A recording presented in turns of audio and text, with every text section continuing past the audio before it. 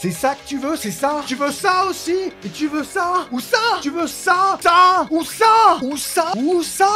Et bah ça tombe bien parce que maintenant, avec une super promo, jusqu'au 15 octobre 22, tu peux aller sur adrien-fourniershop.creator-spring.com et rentrer le code RENTRE pour moins 10%. Attention, c'est jusqu'au 15 octobre.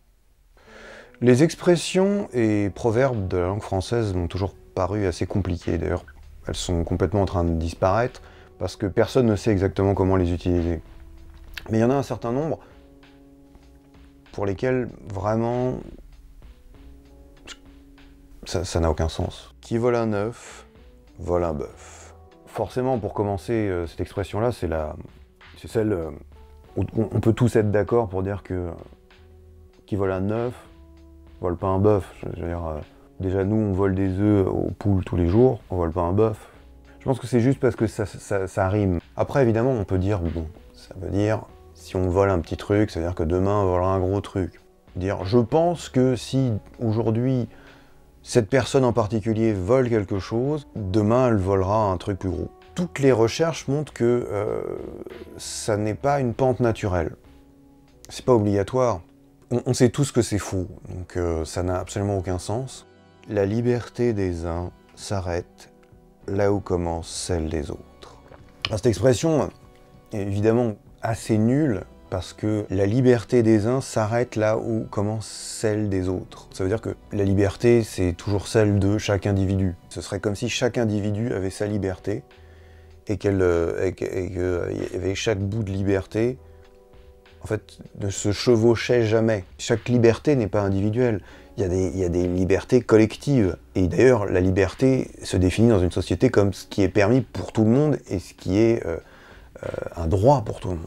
Je suppose que cette expression a été formée à une époque où on n'arrivait pas encore à concevoir qu'une liberté individuelle était composée essentiellement de liberté collective. Maintenant qu'on sait que c'est le cas, je propose qu'on arrête d'utiliser totalement cette expression. Pierre qui roule n'amasse pas mousse.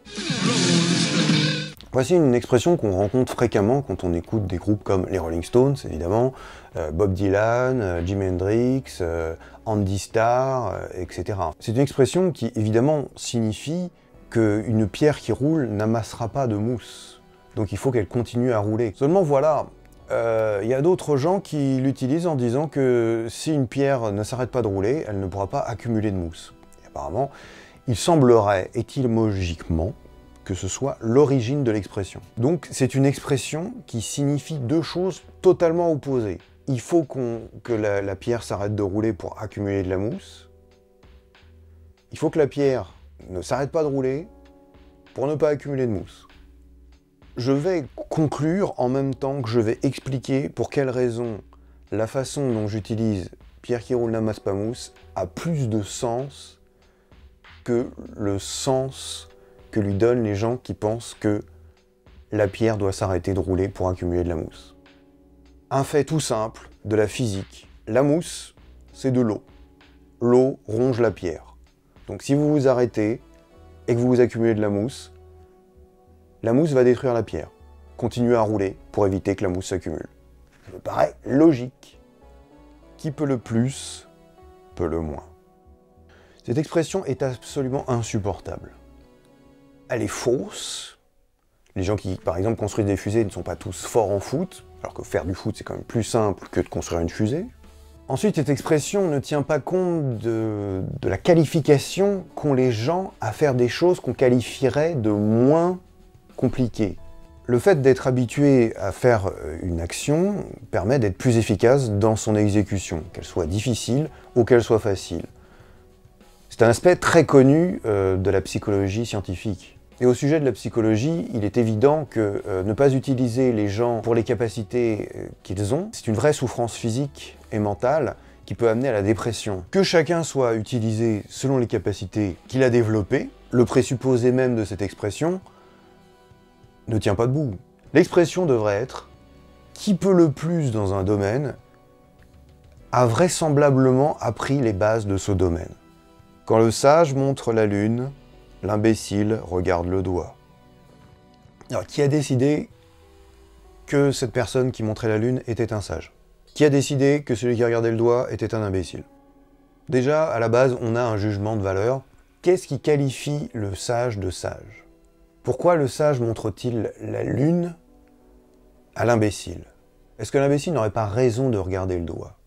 Observer chaque étape d'une discussion est nettement plus intelligent que d'aller directement à la conclusion. Pourquoi le sage montre-t-il la Lune à l'imbécile? De quoi est-il en train de parler? Le pourquoi me semble plus intéressant. La personne qui est qualifiée d'imbécile, en regardant le doigt, se demande pourquoi. Qui décide qui est sage, qui décide qui est imbécile, pourquoi le sage montre-t-il la Lune? Il y a trop de choses qui sont laissées un peu floues pour qu'on puisse continuer à utiliser cette expression. Cette vidéo vous a plu? À nous aussi. C'est pourquoi nous allons vous expliquer comment aider Adrien Fournier à faire plus de vidéos et à les faire connaître. Oui, jamais. Je suis actuellement dans le Tipeee d'Adrien Fournier.com, où des spectateurs de cette vidéo peuvent donner un petit quelque chose. Et pour le moment, ça fait pas beaucoup, dis donc. Dans cette salle, qui rencontrons-nous? Alors Philippe, oui. Tu viens de regarder une vidéo? Une vidéo d'Adrien Fournier que j'ai trouvée excellente. Et donc Philippe vient de s'abonner. Trop bien. Et bien sûr, cela ne l'empêche pas de laisser un petit commentaire. Eh les garçons, n'oubliez pas les pouces. Je suis actuellement dans les locaux de Teespring, les garçons, où vont être imprimés les t-shirts et les sacs, mais également les sweatshirts, les coussins, dans différents coloris. Ceux-ci seront imprimés sur commande avec les images des locataires ou des super-héros. Alors Jamy, pour commander, comment fait-on? On se connecte d'abord sur cet écran, puis on reçoit le produit que l'on a commandé. C'est le moment de regarder une autre vidéo.